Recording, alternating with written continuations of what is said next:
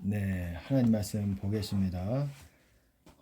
요한계시록 3장 2절부터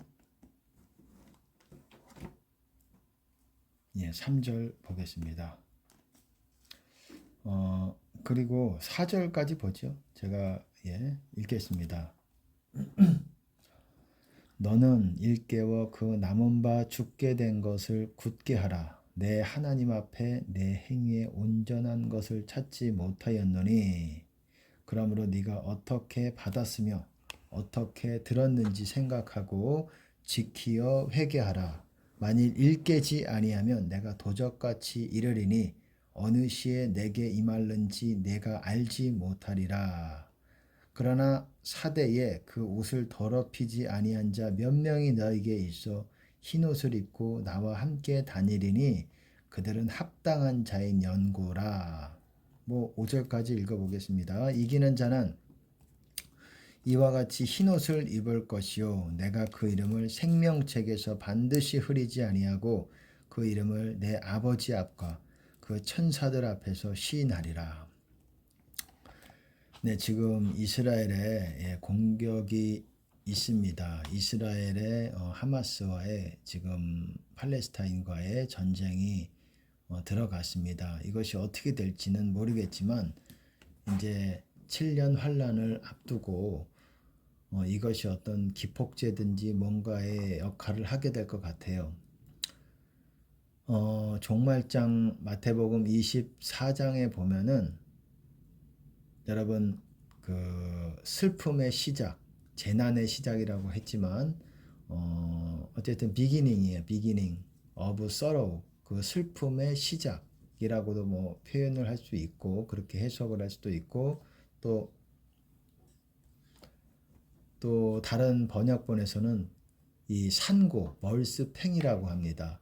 그 산고라는 게 뭡니까? 해산하기 전에 고통이 밀려오는 거를 산고라 그러지요. 이게 뭐에 대한 얘기느냐? 이방인인 우리에게도 말하는 거지만 1차적 가장 이것의 대상은 지금 누구에게 하는 말이냐면 유대인들에게 하는 말이에요. 그 산고. 왜 산고라고 말할까요? 아픔이 있기 때문에 왜 산고라고 말할까요? 산고는 뭐에 앞서 일어나는 겁니까? 출산에 앞서서 일어나는 거예요. 산고라는 거는 출산하기 위한 어떤 신호지요. 신호고 반드시 치러야 되는 어떤 과정이죠. 고통이고. 이 출생이라는 게 뭐냐? 여러분 요한계시록 12장에서도 보면 여자가 아이를 낳습니다. 이는 철장으로 다스릴 자라고 말을 하고 있죠. 이 출산이라는 것은 바로 예수님을 낳는다라는 거예요. 구원받는다는 것을 출산이라고 비유적으로 여러분들이 보시면 됩니다. 구원받는 거를. 그러니까 유대인의 민족적인 구원이 이제 시작이 되기 바로 직전이라는 것입니다. 있을 거라는 거예요. 그러니까 산고라고 했으니 여러분 지금이 아마 그런 산고의 시작으로 들어가는 시즌인 것 같아요. 이것이 어떻게 될지. 어떤 7년 환란을 어떤 협약을 언약을 세운다 그랬습니다. 다니엘서 9장에서도 보면은 어쨌든 그런 협약이 있을 거라는 것을 말하고 있고 그 중간에 또한 그 협약을 폐기하고 언약을 폐기하고 나서 뭔가 적그리스도가 본격적으로 통치하는 시즌으로 들어가게 될 것을 또한 성경에서 얘기하고 있는데 어쨌든 유대인의 민족적인 구원이 일어나기 전에 어떤 신호탄과도 같은 거라고 생각이 들어요. 이것이 어떻게 될지는 모르겠습니다. 더 이제 증가가 될지 당분간 어떤 시즌 동안에 이것이 일어나서 잠깐 멈추는 시간이 있을지는 잘 모르겠어요. 하지만 이스라엘의 구원이 있기 위해서 예수님을 받아들이기 위해서 이 고통이 반드시 있어야 된다는 것은 성경에서 이렇게 미리 예언되어져 오고 있습니다. 그러니까는 그거를 위해서 기도해야 되는 것 같아요. 이 이스라엘의 구원, 가장 중요한 것, 이것을 하나님이 허락하시는 이유, 이방 민족이 이스라엘을 공격하는 것을 허락하시는 이유는 이스라엘의 구원을 위해서요. 쉽게 말해서 예수님을 받아들이고 이스라엘의 구원받기로 예정되어 있는 14만 4천이 구원을 받기 위해서 이 과정이 반드시 필요하다라는 거예요. 후 3년 들어가기 전에 이스라엘은 14만 4천이 일어나게 됩니다. 인침받은 자들이 일어나게 돼요. 구원을 말하는 거예요. 그러니까 그거를 위해서 물론 부득이하게 또 희생되는 일들이 어쩔 수 없어요. 여러분 마지막 때에 3분의 2 하나님께서 멸하시겠다고 말씀하셨어요. 선지서에서도 내가 3분의 2 스가랴에서도 내가 인류의 3분의 2 그리고 스바냐에서도 스바냐서에서도 또 내가 모든 사람과 짐승과 모든 자들을 진멸할 것이다. 예루살렘 이 예레미야서에서도 내가 의인과 악인 여러분 의인이라는 건 구원받는 사람까지도 의인과 악인을 내가 다 진멸할 거라고 얘기하고 있어요. 물론 그거는 마지막 때인지 어떤지에 대해서는 좀 분별을 해봐야 되는 부분이지만 이 마지막 때, 이 오고 있는 이 시즌에 그리고 이 모든 세계의 중심지가 바로 이스라엘입니다. 그 중에서 핵심되는 가장 중심 도시가 예루살렘이에요. 이 이방인들이 공격하는 진격해오는 가장 핵심 지역이 예루살렘이에요. 이것은 굉장히 복잡한 종교적으로 또 아주 나라의 어떤 종교적인 거지요. 중동에서는 종교가 거의 정치를 지배하고 있는 곳이기 때문에 이 이슬람과 유대교 그리고 기독교의 팽팽한 어떤 줄다리기가 이 예루살렘에서 이렇게 중심을 잡고 있는 것이에요. 그래서 예루살렘을 진격해서 점령한다는 것은 굉장히 중요한 어떤 정치, 종교적으로 그리고 나라적으로 국제적으로 아주 중요한 의미를 갖습니다. 땅이 나눠지게 될 것 같아요. 이 마지막 시즌에. 어쨌든 가장 중요한 건 이스라엘이 구원을 받아야 되는 그 사람, 예정된 사람이 구원을 받아야 되는 것, 이거를 위해서 불가피하게 희생되어질 사람들이 있다라는 거예요. 그들도 할 수만 있다면 구원 받을 수 있도록 또한 우리가 바라야 되겠지만, 예, 어쨌든 이스라엘을 위해서 우선 우리가 기도를 더 해야 되겠습니다. 구원 그것이 굉장히 중요한 거고 또한 전 세계 대부흥이 이 이스라엘을 통해서 이스라엘이 어느 정도의 부흥이 일어나느냐 이스라엘이 얼마나 깨어지느냐 이거를 통해서 전 세계 부흥이 또한 대부흥이라 그러죠. 이것이 또한 달려 있다고 또 할 수 있는 것 같아요. 어떻게 대부흥의 불이 일어나게 될지는 모르겠지만 하나님이 어떤 역사를 통해서 어떻게 하실지는 모르겠지만 제 생각에는 외부의 불이 또한 이스라엘로 들어가게 될 거라는 것도 그렇게 생각을 하고 있어요. 그래서 이스라엘에 불을 지피는 역할을 하게 될 거라는 이사야서에서도 여러분 어떻습니까? 동방에서 내가 독수리를 부를 것이고 동방에서 어떤 한 사람을 불러서 거기서 뭐 왕들을 내가 허리를 풀 것이요 뭐 어떤 굴복시키게 할 것이고 뭐 그런 말이 있습니다. 이스라엘을 고레스죠. 어쨌든 고레스의 기름 부음을 받은 사람이 있고 또 그렇습니다. 외부에서 이스라엘 내부에서는 그러할 인도할 수 있을 만한 역량을 가진 그런 사람들이 없다라는 거예요. 그래서 외부에서 하나님께서는 그거를 또한 예언을 통해서 구약의 예언자를 통해서 선지자를 통해서 일부 어느 정도 말씀하고 있는 부분이 있습니다. 이스라엘을 위해서 우리가 중보하시기 바랍니다. 다른 나라도 사실 뭐 급박합니다. 우크라이나뿐만 아니라 전 세계 전쟁이 없지만 죽기 직전에 구원이 꼭 필요한 은혜가 하나님의 은혜가 필요한 사람에게 하나님은 또한 우리 기도를 들어서 우리가 중보할 때 그들을 또한 건지십니다. 그렇기 때문에 뭐 중보를 여러분 열심히 하시기 바랍니다. 중보할 때 여러분 우리의 마음이 정결해집니다. 우리가 중보 방언 여러분 굉장히 중요합니다. 이렇게 기도하세요. 하나님 전 세계를 위해서 중보합니다. 방언으로 인도해 주시옵소서 하시고 그거를 생각하시면서 방언을 하십시오. 그러면 성령께서 여러분의 의지를 받아서 그 중보 꼭 필요한 사람들의 중보를 그들을 위해서 구원의 역사를 이루십니다. 하나님의 손이 운행하세요. 그리고 특별히 또 이스라엘을 위해서 기도할 때는 이스라엘을 위해서 기도합니다. 하나님, 이스라엘의 를 위해서 기도합니다. 방언으로 인도해 주시옵소서. 그렇게 기도하시면 성령께서 그렇게 해 주십니다. 지금 아까 제가 이제 또 뭔가를 읽었지만 제가 요한계시록 3장을 읽었죠.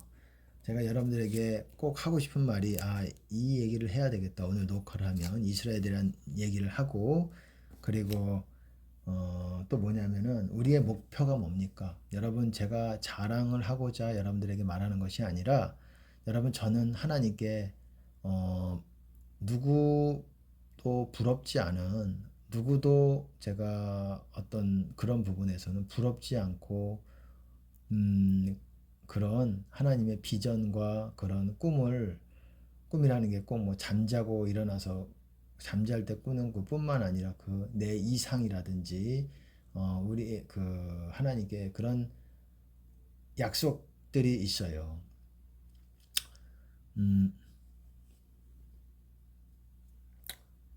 하나님께서 이렇게 저에게 주신 비전이 있는데 이것들을 생각하면은 정말 먹지 않아도 배가 부를 정도로 그리고 어떤 사람도 부럽지 않은 그런 비전을 하나님께서 그렇게 주셨습니다. 그래서 그런 차원으로 보면 제가 누구도 뭐 부러운 사람이 없어요. 예, 누구도 한 명도 부러워 본 적이 없습니다. 제가 그런 쪽에 뭐 이 해탈이 아니라 뭐라 그러죠? 그런 쪽에 뭐 감각이 없어서 그런 것이 아니라 그런 쪽에 하나님이 너무 큰 아주 제 분에 넘치는 이 주제에 저란 사람에 대해서 하나님께서 너무 은혜를 베푸신 은혜가 크기 때문에 내가 그것들에 대해서 다른 사람이 부러워 본 적이 없어요. 그리고 또한 이것이 과연 내가 이룰 수 있는 일인가? 제가 왜 이런 말씀을 갑자기 드리느냐? 이럼에도 불구하고 저에게 하나님께서 이런 큰 비전을 주셨음에도 불구하고 나는 이 비전이 한때는 또 그런 적이 있어요. 하나님이 큰 비전을 아주 오래 전부터 주셨기 때문에 뭐 이게 뭐 몇 년 된 게 아니고 한 뭐 거의 20년이든 뭐 꽤 됐습니다. 어쨌든 20년이 안 된 것도 있고 뭐 오래전부터 그런 비전들을 주시고 하나님께서 저를 어떻게 사용하실지에 대한 어떤 신호들을 과거서부터 어렸을 때부터 그렇게 또한 주셨고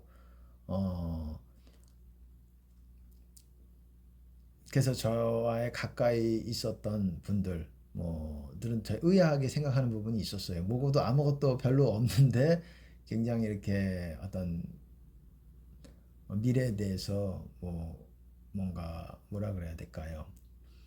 뭐 이렇게 그들이 볼 때는 그것이 자만이라든지 그렇게 생각할 수 있었을 것 같아요. 근거 없는 자신감이라고 생각할 수 있죠. 믿지 않는 자들에게 비하면. 하지만 그것은 믿음이었어요. 하나님께서 저에게 주신 은사 중에 믿음의 은사가 있습니다. 제가 하나님께 물어보고 하나님께서 알려주신 거예요. 제가 그런 은사가 있더라고요. 하나님께서 알려주셨는데 어쨌든 제가 말씀드리고 싶은 거는 이러함에도 불구하고 이렇게 하나님께서 큰 어떤 아직 이루지 않았지만 보지 못하는 것의 증거고 바라는 것의 실상이지 않습니까? 믿음은 내가 바라는 것들을 하나님께서 제시하셨고 그 다음에 나를 따르라는 우리 하나님의 명령을 주셨어요. 그리고 주님을 따라가고 있는 중입니다. 그리고 진행 중에 있고 바라는 것의 실상이고 보지 못하는 것의 증거라 그랬습니다. 제가 말씀드리고 싶은 것은 이렇게 하나님께서 바라는 것들을 하나님께서 제시해 주셨음에도 과거에는 또 내가 어렸을 때라든지 또 나이가 아직 뭐 충분히 어느 정도 지금에 비하면 어리죠. 청년 때라든지 그럴 때는 그것이 또한 나도 모르게 목표가 돼서 꼭 이뤄야 되겠다. 내 마음에 바라는 것과 소원이기 때문에 그런 생각을 했지만 가면 갈수록 모든 거를 잃어버려도 나는 이거 하나만은 잃지 말아야 되겠다. 내 인생의 목표는 이것이다라는 게 있어요. 그거는 뭐냐면 하나님이 저를 그렇게 깨닫게 해주시는 것 같아요. 제가 하나님께 받은 은사가 많습니다. 지혜의 은사, 지식의 은사, 이 다른 사람들에게 그런 것이 실제로 있어요. 있고 그래서 다른 사람들보다 어떤 부분에서는 어떤 부분적으로 이런 부분에서는 탁월한 게 있고 어떤 부분에서는 또 약한 부분이 있지 않겠습니까? 다른 쪽에서는 그런 게 있지만 그거를 떠나서 제가 여러분들에게 말씀드리고 싶은 거는 이거 하나만큼은 내가 그것이 목표가 아니다. 지혜, 지식, 믿음, 뭐 비전을 이루는 것, 그래서 뭐 세계적으로 쓰임 받는 것, 뭐 세계적인 종이 되는 것, 사람들에게 알려져서 하나님의 나름대로 그렇게 하나님께 영광을 돌리는 것, 그런 명분이 있지만 그것도 과거에는 그래도 내가 순전하지 않았기 때문에 그거를 어린 마음에 하나님께서 어찌 보면은 내 어린 마음에 완전한 것을 목표로 아직 보여주시기 전에, 그러니까 쉽게 말해서 어린아이에게 꼬시기 위해서는 사탕이나 이런 것이 장난감이나 이런 것이 제격이지, 어린아이에게 뭐 굉장히 법조문의 어떤 그들이 이해하지 못하는 그런 놀라운 높은 가치에, 우리 인간이 볼 때는 그것이 어떤 높은 가치에 그것들을 제시했을 때 과연 어린아이들이 따르겠습니까? 어린아이는 어린아이에 맞게 그들이 원하는 것들을 하나님이 제시해 주면 사탕이든지 그러면서 해 오셨듯이 저에게도 마찬가지였던 거예요. 가장 중요한 가치를 보게 하시기 위해서 그 비전을 또한 하나님이 우리에게 바라는 것들을 사용하신다라는 것입니다. 저도 이 부족한 자에게 그것들을 사용하셔서 이렇게 이끌어 주신 하나님께 너무너무 감사를 드리고, 제가 정말 놓치지 말아야 되겠다. 내 평생 이것만큼이 이것이 목표고 딱 그렇지 않도록 정말 하나님께서 하나님을 믿고 따라간다면 절대 그럴 리가 없지만 믿음직한, 믿으실 수 있는 페이스풀하신 신실하신 하나님이기 때문에 절대 뭐 사람과 같지 않은 겁니다. 예, 사람은 예, 그렇습니다. 어쨌든 하나님은 사람이 인생이 아니시기 때문에 하나님은 절대적으로 하나님을 믿고 따르는 자를 결코 부끄럽게 하시거나 그렇게 하지 않으세요. 뭔가 하나님이 이렇게 따라갔다고 해도 뭔가 잘못 그거 된 부분은 뭔가가 틈타거나 뭔가 마귀가 틈타든 뭔가가 있는 거예요. 그리고 뭔가가 우리가 실수한 부분이 있는 거예요. 그러니까 하나님은 정말 완전하신 길을 보여주시는 거고 마귀가 한 발자국도 그 길 안에 발을 댈 수가 없는데, 우리가 마귀가 들어올 수 있도록 초대하는 것은 바로, 마귀가 그 길을 막게 허락하는 것은 바로 우리의 의지라는 거예요. 그래서 제가 드리고 싶은 말씀은 자꾸 이렇게 뒤로 밀려나가는데, 내가 하고 싶은 요지가 뭐냐면, 저의 가장 중요한 인생의 목표는 주님과의 관계인 거예요. 주님과의 정말 그냥 일반적인 그런 얘기 많이 들어보셨죠. 일반적인 그냥 관계냐 뭐 그렇게 들어보셨겠지만 그런 관계가 아니라 정말 죽음도 드리기에 주저하지 않는 그런 관계가 되도록, 지금 부족할지라도 내 모든 것, 내 인생, 그리고 내 모든 것, 내가 가장 사랑하는 것까지, 지금은 내가 부족할지 몰라도 이것까지도 하나님 앞에 드리는 거에 있어서 정말 우리가 너무너무 사랑하고, 이 관계라는 게 어떤 겁니까? 세상 사람들은 관계에 굉장히 중요한 가치를 부여합니다. 내가 어떤 뭐 예를 들어서 대통령과 친척이다, 대통령이 내 아버지다, 그러면 내가 얼마나 격상하게 됩니까? 그리고 내 아버지가 국방부 장관이다, 군인들이 그냥 벌벌 떨지요. 저만 봐도 벌벌 떨지요. 국방부 장관이다, 뭐 내 아버지가 뭐 별 4개다, 이런 관계. 그리고 또 내 친구가 뭐 국회의원인데, 내 친구가 뭐 국무총리인데, 여러분 이런 말 한마디만 해도 다른 사람들이 그 사람을 다르게 봐요. 그리고 실제로 그 관계라는 게, 내 와이프가, 내 남편이 이런 사람인데 이것만으로도 관계가 그 사람이 격상이 되는 거예요. 내 아들이 어떤 사람인데, 내 아버지가 어떤 사람인데, 내 오죽 그거 할 게 없으면 또 아들이 또 무슨 좋은 대학 들어가면 그걸로 그냥 한 1년 울고 먹잖아요. 이렇게 세상 사람들은 그것이 낙이잖아요. 또 허용해 주잖아요. 야, 저 아들은 또 서울대 뭐 법대 들어갔대네. 또 사법고시 또 합격했대네. 아유, 저 부모가 또 다르게 느껴지잖아요. 그 아들을 둔 부모가. 그런 겁니다. 그 관계로 자기가 스스로 대통령이 못 되고 국무총리가 못 되고 재벌이 못 되면 가까운 사람을 통해서도 그 관계를 통해서 자기를 격상시킬 수가 있는 거예요. 마찬가지입니다. 뭐 이거를 통해서 하나님과의 관계를 통해서 저를 격상시킨다, 이거를 떠나서 정말 이 땅에서 우리가 영원한 세계를 바라볼 때, 우리가 영원한 세계에 영원히 주님의 얼굴, 아버지의 얼굴, 성령님을 함께 동행하면서 그분들과 같이 교통을 나눌 것인데 이 땅에서 얼마나 가까이 동행했고 가까이 그분을 사랑했고 그분을 위해서 얼마나 헌신했고 진심으로 여러분 세상 사람도 그러잖아요. 성경에서도 그러잖아요. 내가 너에게 진심인 것 같이 너에게도 너도 나에게 진심이냐 이렇게 말하잖아요. 그런 말씀이 있잖아요. 열왕기상인가요? 어쨌든 뭐 기억이 잘 안 나지만 그런 표현이 있습니다. 마찬가지예요. 저도 주님께 진심이길 원하고 주님이 나에게 진심이니까 이거는 뭐 우리가 부인할 수 없죠. 이거는 우리가 의심할 내용이 아니죠. 주님은 나에게 진심입니다. 우리가 주님께 진심이고 주님을 위하고 이거에 대해서 끊임없이 자기를 의심해 봐야 돼요. 내가 진짜 주님께 무엇을 지금 하고 있느냐? 내가 지금 성경을 보고 있는데 무엇을 하고 있느냐? 기도를 하고 있는데 무엇을 하고 있느냐? 내가 지금 봉사를 하고 있는데 뭘 하고 있느냐? 끊임없이 의심해 봐야 돼. 왜? 여러분의 목표는 주님과의 아주 뜨거운 관계가 되는 거예요. 그냥 미지근한 거 말고 그거는 관계라고 할 수 없는 거예요. 뜨거운 거. 그게 부흥이라고 생각을 합니다. 그 뜨거운 관계. 그 사람을 통해서 부흥을 일으키시는다고 생각을 해요. 주님을 사랑합니다. 사랑합니다. 입으로만 하는 거 말고요. 정말 뜨겁게 내 모든 행동들이 주님을 기쁘시게 해드리는 저도 뭐 부족함이 있습니다. 이 설교를 통해서 정말 저도 돌아보는 시간이 되려고 그래요. 그런 관계가 저는 목적이 될 것이기 때문에 그렇습니다. 여러분에게도 그런 관계가 되기를 추천하고 그렇게 주님을 뜨겁게 사랑하는 그런 너무너무 뜨겁게 주님을 항상 생각하고 이렇게 안 되면 왜 안 될까 자꾸 저 자신을 이렇게 채찍질해야 돼요. 마음과 목숨과 뜻과 힘을 다해서 너희 주 하나님을 사랑하라.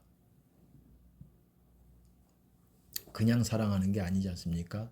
마음과 목숨과 뜻과 힘을 다해서 너희 주 하나님을 사랑하라 그랬습니다.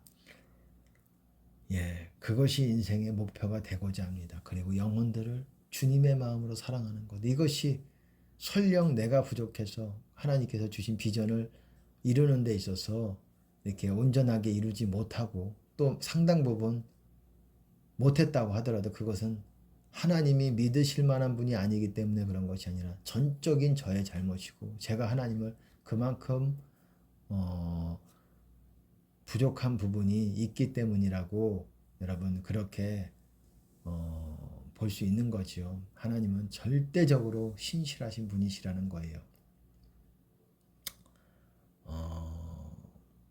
그렇게 하나님과의 관계가 목적인 뜨거운 관계 그거를 자꾸 여러분의 의지를 자꾸 하나님께 바라보고 돌려야 되는 거예요. 여러분의 의지를 그런 저와 여러분이 되시길 바라겠습니다. 할렐루야. 주님께 영광을 드립니다.